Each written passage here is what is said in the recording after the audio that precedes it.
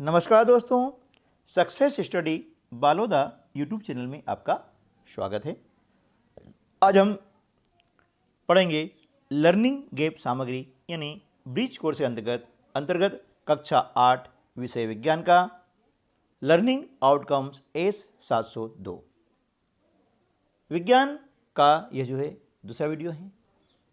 पिछले वाले वीडियो में आपने गोलीय दर्पण है ना से संबंधित वीडियो आपने देख लिया होगा, है ना। यदि नहीं देखा है तो इस जो वीडियो का डिस्क्रिप्शन बॉक्स है ना, उसमें सबकी लिंक दी गई है कक्षा 6, 7, 8 के हिंदी, अंग्रेजी और विज्ञान के वीडियोस की, है ना। ब्रिज कोर्स के लिए उसकी सारी लिंक दी गई है। आप वहाँ से जो वीडियो नहीं देखा है उसको आप देख सकते हैं। तो चलिए शुरू करते हैं आज का वीडियो लर्निंग आउटकम S702 और उसके अंतर्गत आज हम पढ़ेंगे अम्ल, क्षारक और लवण, है ना। अम्ल, क्षारक और लवण ये क्या होते हैं, इनकी कंसेप्ट के बारे में हम संक्षिप्त में इनको जानने का प्रयास करते हैं। यदि आपको इसके बारे में डिटेल पढ़ना है तो आप क्लास 7 की जो है विज्ञान बुक है उसके अंतर्गत आप पढ़ सकते हैं। तो देखिए, अम्ल और क्षारक होते क्या हैं, पहले हम देख लेते हैं। कि आपने देखा होगा कि हमारे घर में दही खाते हैं, नींबू का रस खाते हैं, नींबू खाया होगा आपने, संतरे का रस पिया होगा, है ना। तो इनका स्वाद कैसा होता है, जैसे सिरका है, इनका स्वाद कैसा होता है, खट्टा होता है। क्यों होता है बेटा, क्योंकि इनमें अम्ल होता है। क्या होता है, अम्ल। और ऐसे पदार्थों जो रासायनिक प्रकृति है उसे हम बोलते हैं अम्लीय। जिसमें अम्ल पाया जाता है उसकी प्रकृति क्या कहलाएगी, अम्लीय। ठीक है ना।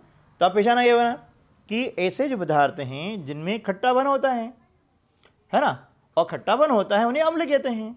ठीक है, सीधी सी पहचान हो गई बेटा। जो खट्टे हैं जैसे नींबू का रस है, दही है, इमली है, संतरे का रस है, सिरका है, ये सब खट्टे होते हैं। अब खट्टे होते हैं क्यों होते हैं, क्योंकि इनमें अम्ल होता है। ठीक है ना, ये होगी अम्ल की बात। अब इसी प्रकार से हम देखते हैं कि कुछ पदार्थ ऐसे भी होते हैं जिनका स्वाद कड़वा होता है और जिनको स्पर्श करने पर यानी छूने पर साबुन जैसे चिकने लगते हैं।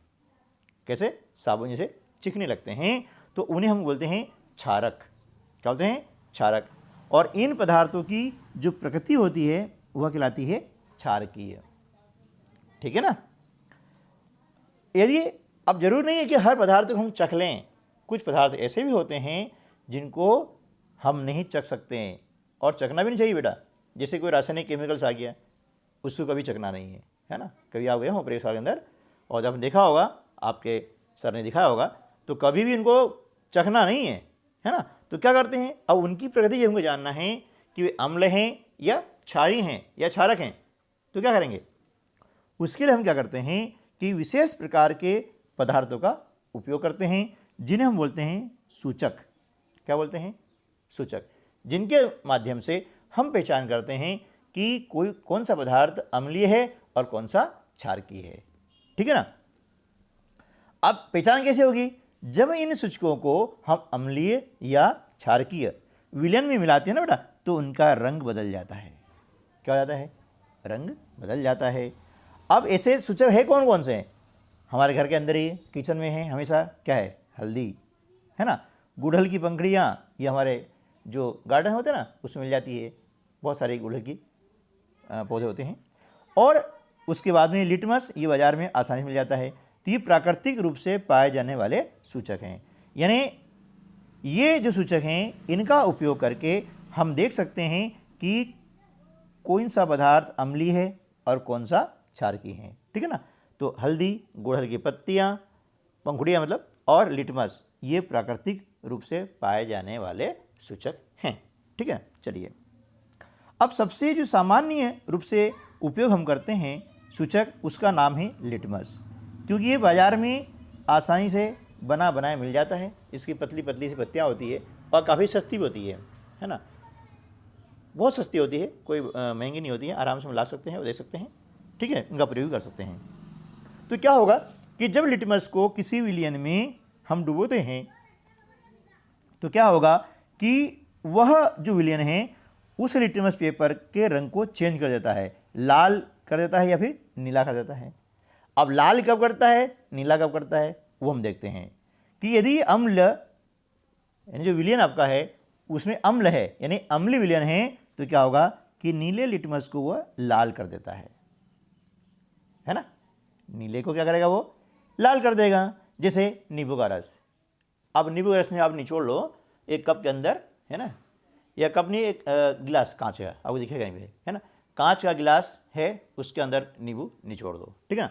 और जो लिटमस पेपर आता है ना, उस लिटमस पेपर को उसके अंदर डालो, तो क्या होगा, यदि लिटमस नीला है तो वह लाल हो जाएगा, ठीक है ना। नीला है तो क्या हो जाएगा, वो लाल हो जाएगा। तो हम पहचान सकते हैं कि इसमें अम्ल है। इसी प्रकार से यदि विलयन क्षारकीय हैं तो क्या होगा कि लाल लिटमस को वह नीला कर देता है।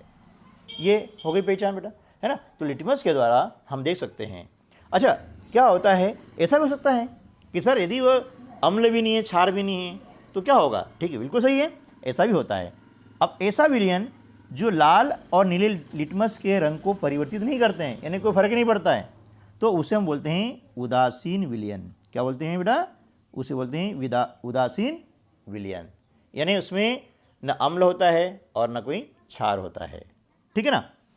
तो इस प्रकार की जो ये प्रक्रिया है ना, उसे हम क्या कहते हैं, देखिए कि किसी भी अम्ल और क्षारक के बीच होने वाली अभिक्रिया उदासीनीकरण कहलाती है। इस प्रक्रिया का नाम क्या है, उदासीनीकरण। इस प्रक्रम में क्या होता है कि ऊर्जा निर्मुक्त होती है, मतलब ऊर्जा निकलती है, उष्मा निकलती है, सॉरी ऊर्जा नहीं, उष्मा निर्मुक्त होती है, मतलब उष्मा निकलती है। उष्मा मतलब गर्माहट, है ना, गर्म, ठीक है ना। और लवण और जल इसमें निर्मित होते हैं, है ना। क्या होता है निर्मित, लवण और जल, ठीक है बेटा। तो इसका एक समीकरण जो है वह बन जाता है, क्या बन जाता है कि अम्ल प्लस क्षारक, है ना, जब इसकी हम क्रिया करवाते हैं तो बनता है लवण और जल और उष्मा निर्मुक्त हो जाती है। इस प्रकार के चिन्ह से भी हम दर्शाते हैं, ठीक है ना। जैसे हाइड्रोक्लोरिक अम्ल यानी HCl, ये अम्ल है, और सोडियम हाइड्रोक्साइड ये क्या है, क्षारक है, यानी NaOH।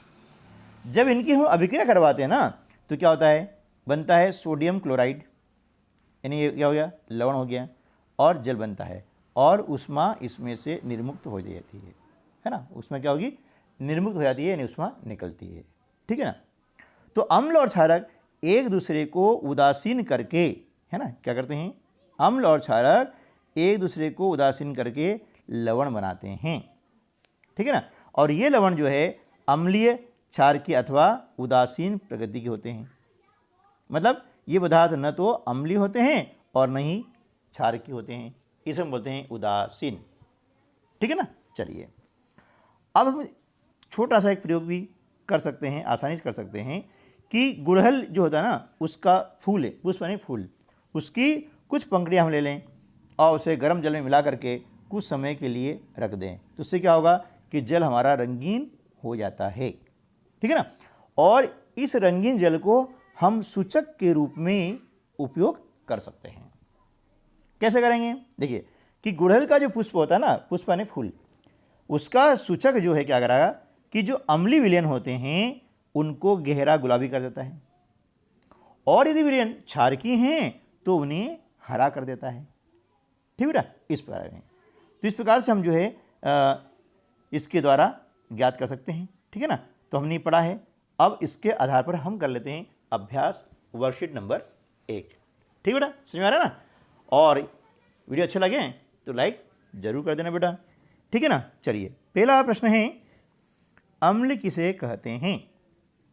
इसका उत्तर हो जाएगा कि ऐसे पदार्थ जिनका स्वाद खट्टा होता है अम्ल कहलाते हैं, जैसे दही, नींबू का रस, संतरा आदि, ठीक है ना।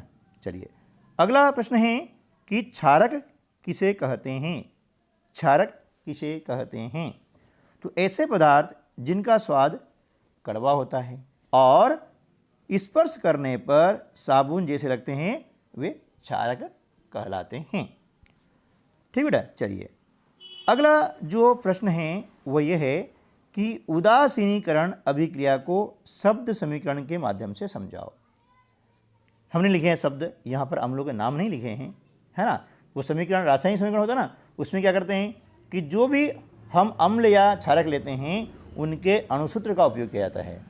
लेकिन यहाँ पर क्या बोला है, शब्द समीकरण। क्या बोला बेटा, शब्द समीकरण। इसलिए हमने यहाँ लिखा है अम्ल धन क्षारक। ये अम्ल और क्षारक क्रिया करते हैं तो लवण और जल बनता है और ऊष्मा निर्मुक्त होती है, यानी ऊष्मा उसमें से निकलती है। ठीक है, ये हो गया आपका शब्द समीकरण। ठीक है ना बेटा। चलिए आगे हम कर लेते हैं, अम्ल और क्षारकों में दो अंतर लिखिए। कि अम्ल और क्षारक में क्या अंतर है। तो देखिए बेटा, पहला अंतर तो यह है कि अम्ल स्वाद में खट्टे होते हैं, जबकि क्षारक स्वाद में कैसे होते हैं, कड़वे होते हैं। दूसरा अंतर यह है कि क्षारक जो होते हैं ना वो चिकने होते हैं और अम्ल क्या होगा, चिकना नहीं होता है। इसके अलावा होता है ना कि अम्ल क्या करता है कि नीले लिटमस को लाल कर देता है और क्षारक लाल को नीला कर देता है। तो ये अम्ल और क्षारक में अंतर हो गए हैं, लेकिन हमसे कहा गया दो अंतर का, हमने यहाँ पर दो अंतर लिख दिए हैं। ठीक है बेटा। चलिए अब अगला जो प्रश्न है वो ये है कि नीले लिटमस पत्र को एक विलयन में डुबा दिया। अब विलयन नीला ही रहता है, तो विलयन की प्रकृति कैसी है। तो देखिए, हमने नीले लिटमस पत्र को क्या करा कि एक विलयन के अंदर डुबोया। अब देखा कि डुबोने के बाद भी कोई अभिक्रिया नहीं हो रही है और विलयन जिसका तस यानी नीला का नीला ही है। इसका अर्थ ये हुआ बेटा कि विलयन उदासीन प्रकृति का है। उत्तर क्या हो जाएगा, विलयन उदासीन प्रकृति का है। बात समझ में आ रही है ना। चलिए ठीक है, अब आगे हम देखते हैं प्रश्न क्रमांक 6।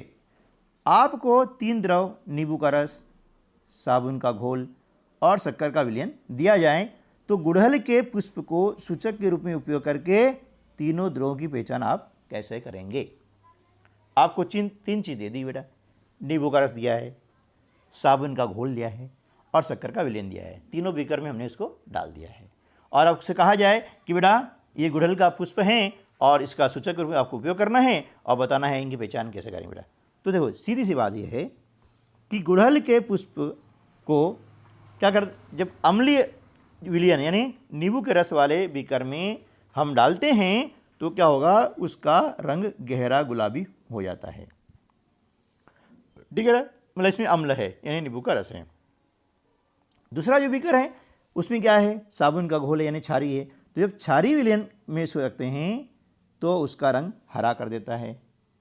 और शक्कर का विलयन न अम्ली है और न क्षारी है, तो वह उदासीन प्रकृति का होने के कारण उसमें कोई भी परिवर्तन नहीं होता है। ठीक है बेटा, इस प्रकार से हम तीनों द्रव्यों की पहचान कर सकते हैं। अगला जो प्रश्न है वह यह है कि उदासीन विलयन किसे कहते हैं, है ना। तो इसका उत्तर हो जाएगा बेटा कि ऐसा विलयन जो लाल अथवा नीले लिटमस पत्र के रंग को परिवर्तित नहीं करते हैं, उदासीन विलयन कहलाता है। आप तो समझ गए होंगे, है ना, कि जिसमें ऐसे पदार्थ जिसमें स्वाद खट्टा होता है वो अम्ल कहलाते हैं, जिनका स्वाद कड़वा होता है और साबुन जैसे स्पर्श करने पर चिकने लगते हैं उन्हें हम क्षार कहते हैं। और जिनमें अम्ल और क्षार, है ना, कि कोई गुण नहीं होते हैं, यानी लिटमस पेपर को डालें तो न लाल से नीला न नीले से लाल, कुछ नहीं होता है, रंग जस का तस बना रहता है, तो उसे हम कहते हैं उदासीन विलयन। ठीक है बेटा, समझिएगा ना। चलिए अब हम आगे देख लेते हैं। लिटमस पत्र के द्वारा आप अम्लीय, क्षारकीय तथा उदासीन पदार्थों को कैसे पहचानेंगे। अभी आपको हमने बताया कि जब कोई विलयन नीले लिटमस को लाल कर दें तो वह विलयन अम्लीय होता है, और जब वह नीले लिटमस को, है ना, लाल लिटमस को नीला कर देता है तो बेटा विलयन क्षारक होता है, और कोई परिवर्तन नहीं होता है ना तो विलयन क्या हो जाएगा, उदासीन। ठीक है ना, तो वह विलयन उदासीन होता है। चलिए अगली वर्कशीट है, वर्कशीट क्रमांक 2। प्रश्न है, नींबू के रस में गुड़हल के पुष्प से बने सूचक की कुछ बूंदें डालने पर विलयन का रंग गहरा गुलाबी हो गया। तो बताइए नींबू के रस की प्रकृति कैसी है। जब हमने नींबू के रस में गुड़हल के पुष्प से बने सूचक की कुछ बूंदें डाली बेटा तो विलयन का रंग कैसा हो गया, गहरा गुलाबी हो गया है। इसका मतलब यह हुआ है कि नींबू के रस की प्रकृति अम्लीय है। कैसी है, अम्लीय। ठीक है बेटा, ओके। चलिए नेक्स्ट क्वेश्चन, साबुन का विलयन लाल लिटमस को नीला कर देता है। साबुन का विलयन अम्लीय है या क्षारकीय है, बताइए। आप सीख गए हैं, बहुत बढ़िया, बिल्कुल सही बेटा, कि साबुन का विलयन क्षारकीय हैं, बहुत अच्छे, है ना, गुड बॉय। चलिए नेक्स्ट क्वेश्चन, ऐसे विलयन जो लाल अथवा नीले लिटमस पत्र के रंग को परिवर्तित नहीं करते हैं वे क्या कहलाते हैं? तो ऐसे विलयन जो लाल अथवा नीले लिटमस पत्र के रंग को परिवर्तित नहीं करते हैं वे उदासीन विलयन कहलाते हैं। ठीक है ना। चलिए अगला यहाँ पर आपको दिया है कि हाइड्रोक्लोरिक अम्ल प्लस सोडियम हाइड्रोक्साइड बराबर क्या होगा? तो बराबर हो जाएगा आपका सोडियम क्लोराइड जल और उष्मा निर्मुक्त होती है ना, ये चिन्ह लगा हुआ है निर्मुक्त होने का। अगला प्रश्न है, दो अम्लों के नाम लिखिए। अभी हमने इतनी सारी बातें की है ना, मुझे याद है, मुझे पता हो गया है कि आपको सारे अम्ल याद भी होंगे, बिल्कुल होंगे, फिर भी मैं आपकी सहायता के लिए यहाँ लिख देता हूँ और इसके अलावा भी आप उसे लिख सकते हैं। तो पहला अम्ल है नींबू का रस, संतरे का रस, दही, है ना, आपकी इमली, ठीक है बेटा, इस प्रकार से सिरका, ये सभी अम्ल कहलाते हैं। अगला जो प्रश्न है वही है, दो क्षारकों के नाम लिखिए। क्षारक के नाम, पहला है सोडियम हाइड्रोक्साइड यानी इसका अणुसूत्र है NaOH और दूसरा है पोटेशियम हाइड्रोक्साइड यानी KOH। ध्यान रखना है, यदि आपको अणुसूत्र दिए जाते हैं ना, तो अणुसूत्र दिए जाए तो उसमें जो क्षारकीय होगा ना उसमें OH अवश्य आता है, ये आपको ध्यान रखना है ना। चलिए अगला जो प्रश्न है, उदासीनीकरण की अभिक्रिया में कौन सा नया पदार्थ निर्मित होता है? तो उदासीनीकरण की अभिक्रिया में लवण और जल निर्मित होते हैं। ठीक बेटा, तो ये आपका यहाँ पर हो गया है। अब हम कर लेते हैं प्रोजेक्ट कार्य। क्या करेंगे? प्रोजेक्ट कार्य, ठीक है ना। चलिए प्रोजेक्ट कार्य कर लेते हैं। अब प्रोजेक्ट में क्या है, ये आप घर पे भी कर सकते हैं आराम से, कि 1 चम्मच आपको हल्दी पाउडर लेना है, उसमें थोड़ा पानी मिला करके उसका पेस्ट बनाना है, मतलब इसको ज़्यादा गीली हमको नहीं करनी है, और उस पेस्ट को फिल्टर पत्र पर, है ना, सफ़ेद मोटे कागज़ पर लगा करके एक हल्दी पत्र बनाना है पतला सा, और उसको सुखा लेना है। इस हल्दी पत्र की जो पतली परत हैं, पतली पट्टियाँ ऐसे काट लेंगे, और इन हल्दी पत्र की पत्तियों पर नीचे लिखे कुछ विलयन दिए गए हैं, उन विलयन की कुछ बूंदों के साथ में हम परीक्षण करते हैं और अवलोकन करते हैं और उसकी पहचान करते हैं। ये हमका प्रोजेक्ट कार्य है। तो मैं थोड़ा आपको यहाँ पर बता देता हूँ कि किस प्रकार से आपको ये कार्य करना है। पहला जो विलयन है परीक्षण के लिए वह है नींबू का रस। अब नींबू के रस की हमने कुछ बूंदें हल्दी पत्र के ऊपर डाली, है ना, और हमने देखा परिणाम क्या हुआ कि वह जो हल्दी पत्र था पीला, वह लाल हो गया है। ठीक है ना। तो इससे साबित क्या हुआ? इससे साबित हुआ है कि नींबू का रस अम्ल है, यानी उसकी प्रकृति अम्लीयता है। ठीक है ना। और इसी का जो प्रयोग करके बहुत सारे जो अंधविश्वास को फैलाने लोग होते हैं, उनके नाम मैं नहीं बताऊंगा, है ना, बहुत सारे लोग ऐसे होते हैं जो अंधविश्वास फैलाते हैं और बताते हैं कि देखो यहाँ पर ऐसा हो गया है, लाल रंग हो गया है, पीला रंग हो गया है, इसका उल्टा करेंगे तो पीला हो जाएगा, है ना। तो क्या करते हैं, वे जनता को अंधेरे में रख करके पैसा लूटते हैं। तो हमें ऐसे ढोंगी लोगों से बचना चाहिए और विज्ञान विषय को अच्छे से बेटा पढ़ो, समझो और ये प्रयोग करके सीखो। मैंने भी अपने इस चैनल पर विज्ञान के चमत्कार के नाम से 3-4 प्रयोग करके दिखाए थे अपने स्कूल में, सारी जनता को मैंने जागरूक किया था। आप भी चाहें तो विज्ञान के चमत्कार नाम से एक प्लेलिस्ट बनी हुई है, उसको आप देख सकते हैं। उसमें यही मैंने अम्ल, क्षार इनका उपयोग करके सारी जनता को समझाया था और संदेश दिया था कि यह कोई भी जादू नहीं है, यह केवल क्या है, विज्ञान है। ठीक है बेटा। तो विज्ञान बहुत ही इंटरेस्टिंग सब्जेक्ट है, यदि आप उसको आनंदपूर्वक पढ़ेंगे ना तो बड़ा मज़ा आता है बेटा क्या, और इसमें नए नए रहस्य खुलते हैं। ठीक है। चलिए तो इस प्रकार से हम आगे लेते हैं, संतरे रस लेते हैं। तो ये भी क्या होगा कि इसका जो हल्दी पत्र है वो लाल हो जाता है, और लाल हो गया है इसका मतलब अम्लता उसमें है, यानी वह अम्लीय प्रकृति का होता है। सिरका भी मालूम ही है कि अम्लीय प्रकृति का होता है। साबुन का घोल ये क्या करेगा, उसको नीले रंग में परिवर्तित कर देगा, तो ये हो जाएगा क्षारीय प्रकृति का। और इसी प्रकार से खाने का सोडा भी हो जाएगा क्षारीय प्रकृति का। शक्कर का विलयन, इसमें कोई भी अंतर नहीं आएगा, कोई प्रभाव नहीं पड़ेगा, इसे हम बोलते हैं उदासीन विलयन, यानी उसमें जो प्रकृति है वह उदासीनता की है। इसी प्रकार से नमक का विलयन है ना, इसमें भी कोई प्रभाव पड़ने वाला नहीं है। जब कोई प्रभाव नहीं पड़ता है, अपरिवर्तित होता है, तो वहाँ पर उदासीनता प्रकृति उसकी हो जाती है। ठीक बेटा, तो इस प्रकार से आज का जो हमने वीडियो देखा और सीखा, अब इसके आधार पर हम कर लेते हैं स्व आकलन। ठीक है, चलिए पहला प्रश्न है, रिक्त स्थानों की पूर्ति कीजिए, है ना, रिक्त स्थानों की पूर्ति कीजिए।